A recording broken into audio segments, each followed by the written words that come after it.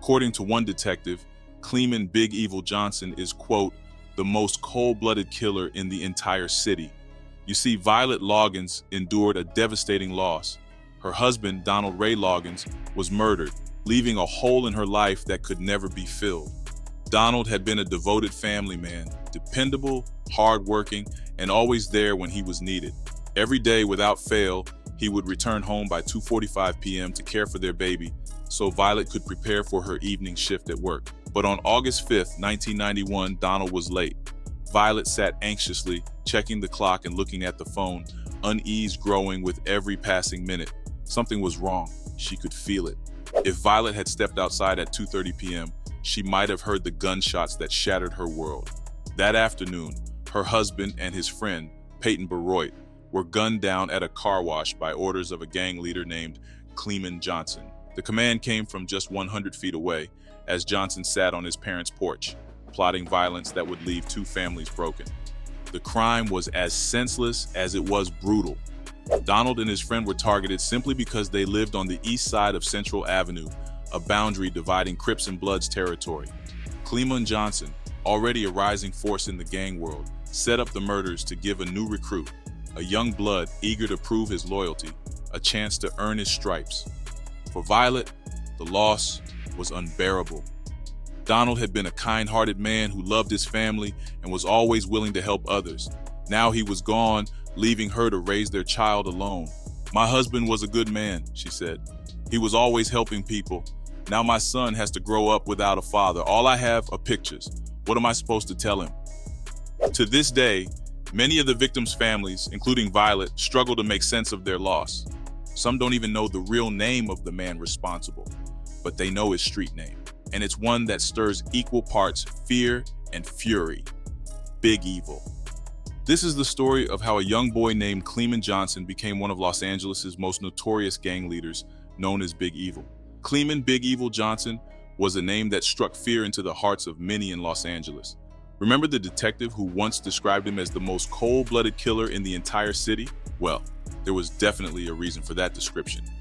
But before he became a notorious figure in the streets of South Central, Cleamon Damone Johnson was just a boy, born on October 15th, 1967, into a world that seemed far removed from the chaos that would eventually consume it. Raised in a modest 3-bedroom home on 88th Street, Cleamon grew up in what could have been mistaken for an idyllic childhood. His parents, Aileen and Cleamon Johnson, were loving and attentive, striving to provide a stable life for their 5 sons. Their white house had a big backyard with a pigeon coop, a haven where Cleamon and his brothers spent hours playing with friends from the neighborhood. On warm summer days, Aileen would hand out Kool-Aid to the loud group of boys, sometimes inviting them to dinner, where the family of 7 always said grace before they ate. Cleamon was a sweet, helpful child, known for his politeness and eagerness to lend a hand. He earned a reputation as the neighborhood helper, often carrying groceries for neighbors or assisting with odd jobs. As a Boy Scout, he earned a string of badges, including one for survival, a skill he would unknowingly rely on later in life. Though his parents were strict, Cleamon didn't hate their discipline. He loved the family camping trips to places like Crater Lake in Oregon, where he marveled at the serenity of nature, far from the grit of Los Angeles. But South Central Los Angeles in the early 1970s was changing. The neighborhood Cleamon grew up in, once a tight-knit community where disputes were settled with fists, was slowly being consumed by the rise of gang culture. The formation of the Crips in 1970 unleashed a wave of violence that transformed the city. Once known as the City of Angels, Los Angeles earned a grimmer title, the gang capital of America. In response to the Crips' growing influence, rival groups like the Piru, Bounty Hunters, and Swans banded together to form the Bloods, igniting a rivalry that would shape the lives of countless young men in the area, including Cleamon. By the time Cleamon was 8 years old, the violence had reached his doorstep. One afternoon, while sitting on a fire hydrant, he witnessed a group of teenagers open fire on his friend Daryl. The sight of Daryl's lifeless body on the pavement was a turning point for Cleamon. The trauma of that moment exposed him to a brutal reality, one that no child should ever have to face. Despite the growing turmoil, Cleamon's parents worked hard to keep their family grounded. They shielded their children as best they could from the chaos outside their door, but the gang culture was inescapable. By the time Cleamon entered middle school, Crips members were a common presence at Drew Middle School. The once innocent boy who had spent summers playing in the backyard began to change. It was in the 7th grade that Cleamon experienced another pivotal moment. When a larger boy from the kitchen Crips tried to intimidate him, Cleamon fought back.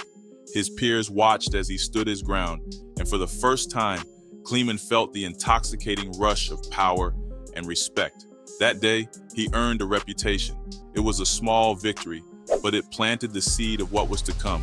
From a once sweet, helpful child to a feared figure in South Central, the path he chose that day would ultimately lead to his downfall. As Cleamon's ties to the 89 family bloods deepened, his family fought desperately to steer him toward a better path. They poured their love and guidance into him, but the gang's influence was a relentless force, pulling him deeper into a world of violence and crime. Johnson quickly rose through the ranks, earning respect for his brutal fighting skills and unrelenting aggression.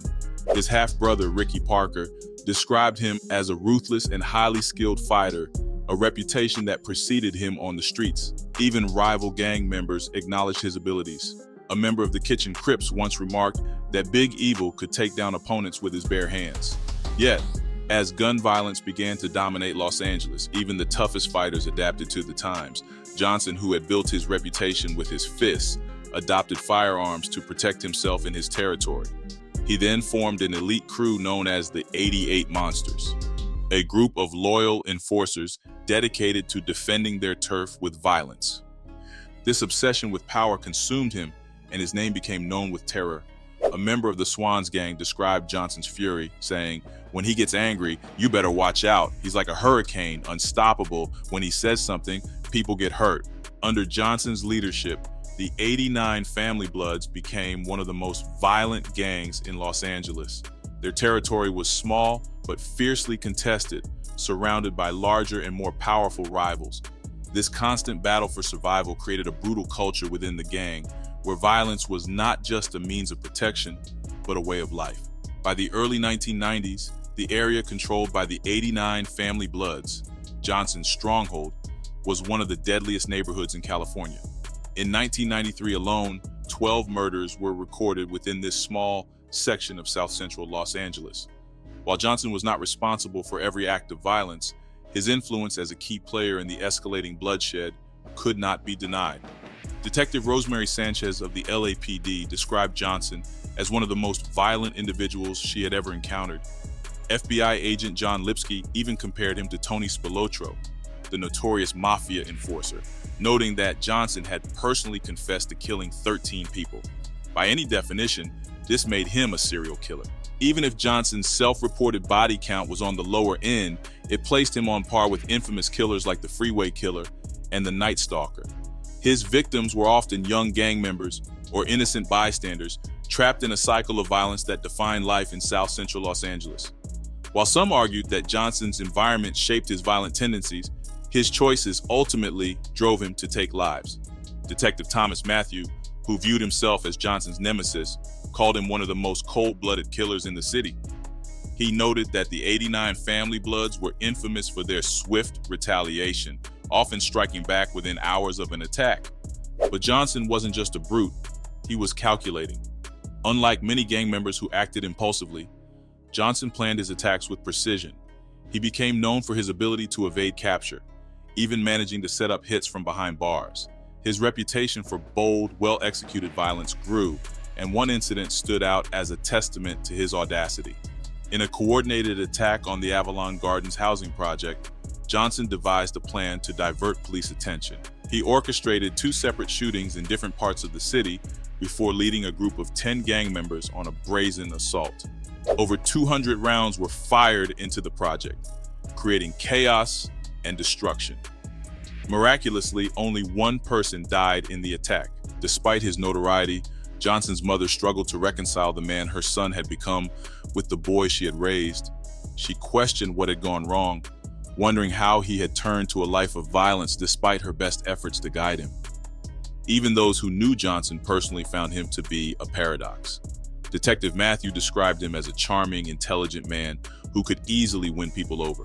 But beneath the surface, he was a cold-blooded killer capable of extraordinary violence to the extent he even put a hit out on Matthew himself. The threat was so serious that Matthew required a SWAT team escort for protection. Fear of retaliation kept witnesses silent, making it nearly impossible to bring Johnson to justice. However, in the end, prosecutors found 3 bold witnesses willing to testify against him. Their testimony linked Johnson to the 1991 murders of 2 rival gang members, ultimately leading to his conviction. In 1994, a specialized task force was created with one mission: to take down Big Evil and his gang. The team, made up of detectives, FBI agents, and prosecutors, set their sights on dismantling the 89 family. But they faced an enormous obstacle: fear. Big Evil's reputation for brutality and his ability to avoid justice made him a figure of terror, and no one dared to step forward. This fear wasn't unfounded. Early in the investigation, it became clear how deadly speaking out against Big Evil could be. Gloria Lyons, one of the few brave enough to testify against the 89 family, was murdered in cold blood. Soon after, another witness met the same fate. These deaths sent a chilling message to anyone even considering helping law enforcement. The 89 Family Bloods, a gang with roughly 80 members, was responsible for more than 60 murders in the span of a decade.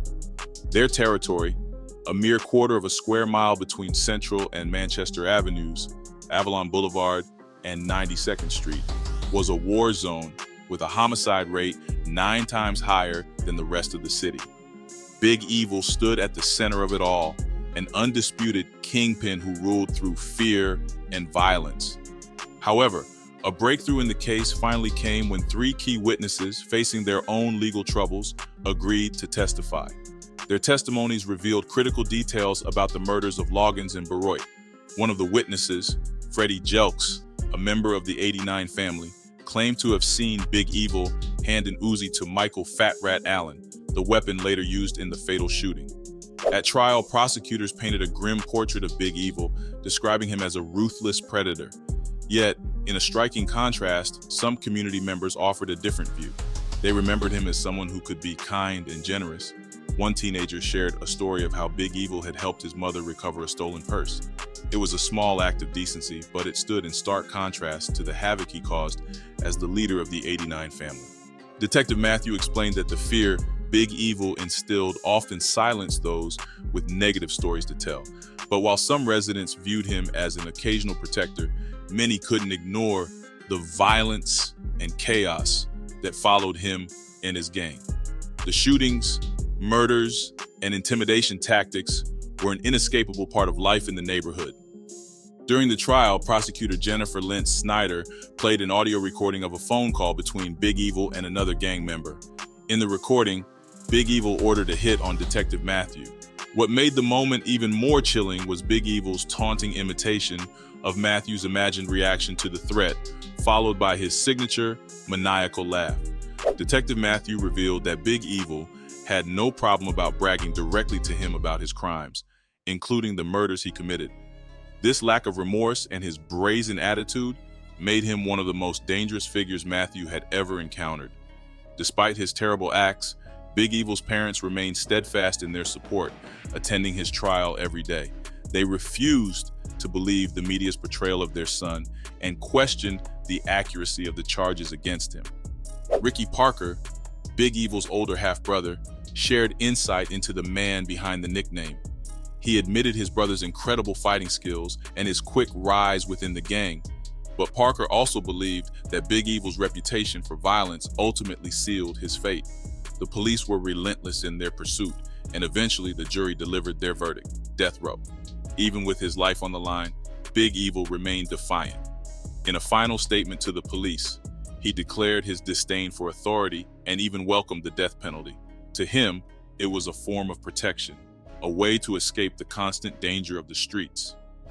His life had been marked by relentless violence and countless near-death experiences. Now, with death row ahead of him, Big Evil saw it not as an end, but as a way out. However, in a dramatic turn of events, the Supreme Court overturned Big Evil's conviction. The court found that the trial judge had improperly dismissed a juror who might have leaned toward a not guilty verdict. The case hinged on the testimony of Carl Connor, a key witness who claimed to have seen the murder. However, records showed he was at work when the crime occurred. Connor explained that he and a co-worker frequently swapped shifts, leading to flaws in the time records. Juror 11, skeptical of Connor's explanation, voiced doubts about the credibility of Hispanic witnesses. This comment alarmed the other jurors who suspected Juror 11 had let prejudice rather than evidence influence his judgment. The judge dismissed the juror, citing bias, but the Supreme Court later ruled that the dismissal was unwarranted, as there was insufficient proof of bias. This ruling cast uncertainty over the case's future, leaving the next move to Los Angeles County District Attorney Steve Cooley. At the time, prosecutors believed Big Evil was behind a wave of gang-related murders in the early 1990s. Investigators revisited cases where he had been a suspect, ultimately adding 4 new charges to his indictment. These included the murders of Albert Sutton, Georgia Denise "Niece" Jones, and Tyrone Mosley, as well as the attempted murder of Kim Coleman. On September 14, 1991, Big Evil and his gang, the 89 family, launched a brutal attack on a party hosted by the rival 97 East Coast Crips. In a drive-by shooting, gang members sprayed bullets into the crowd, killing Tyrone Mosley and injuring Kim Coleman and Kenneth Davis. A year later, in September 1992, tensions flared between the 89 family and another Crips faction. Albert Sutton, an 89 family member, brought his Crips-affiliated brother to Big Evil's house, where a shootout erupted. Sutton's brother was injured in the crossfire. When Sutton agreed to testify against Big Evil in court, he became a target. Big Evil ordered his cousin, Leon Johnson, to eliminate him. On September 16, 1992, Leon shot Sutton execution style, killing him instantly.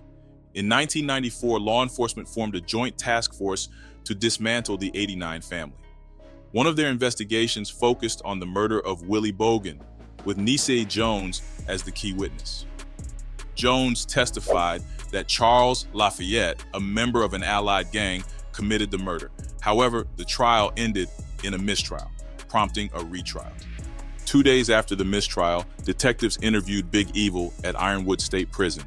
They questioned him about the 89 family's activities, particularly Sutton's murder.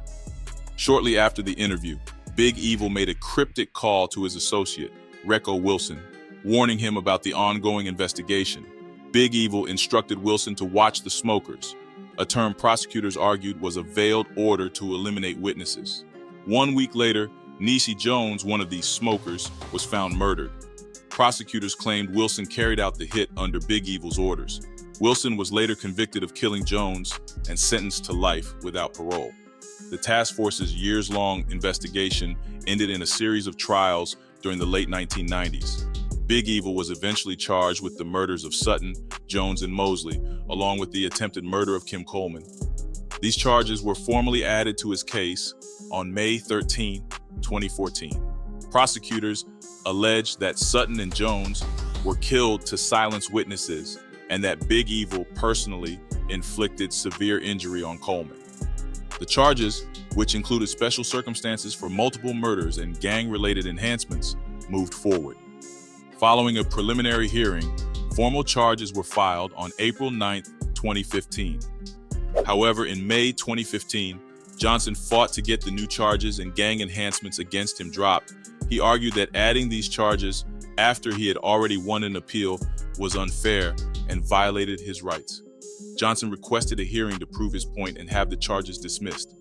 The prosecution opposed Johnson's motion, claiming the new charges weren't meant to punish him further. They argued that they had sought the death penalty in both the original trial and the retrial, so the new charges weren't retaliatory. The court, however, recognized that adding new charges after Johnson's appeal could appear vindictive. These charges introduced the possibility of a harsher sentence, including the death penalty. As a result, the court ordered a hearing to determine if the prosecution had a legitimate reason for bringing the additional charges. In the end, the court sided with the prosecution.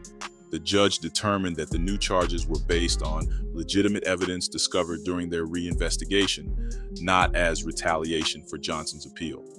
As a result, the court declined to dismiss the charges. After serving more than 25 years in prison, Johnson finally became eligible for parole. Once sentenced to death row, he pleaded no contest to a single murder charge in 2023. This plea deal spared him from the death penalty and opened the door for potential parole. Johnson was originally sentenced to death for 2 of the 5 murders he was linked to. However, a judge later ruled that because a lead detective had made racist comments, Johnson would no longer face the death penalty or life without parole. After more than 2 decades behind bars, Johnson pleaded no contest to the murder of Peyton Baroy. As part of the plea agreement, charges related to the killings of Donald Loggins, Albert Sutton, Georgia Jones, and Tyrone Mosley were dismissed. Johnson's legal journey had been fraught with controversy and complications.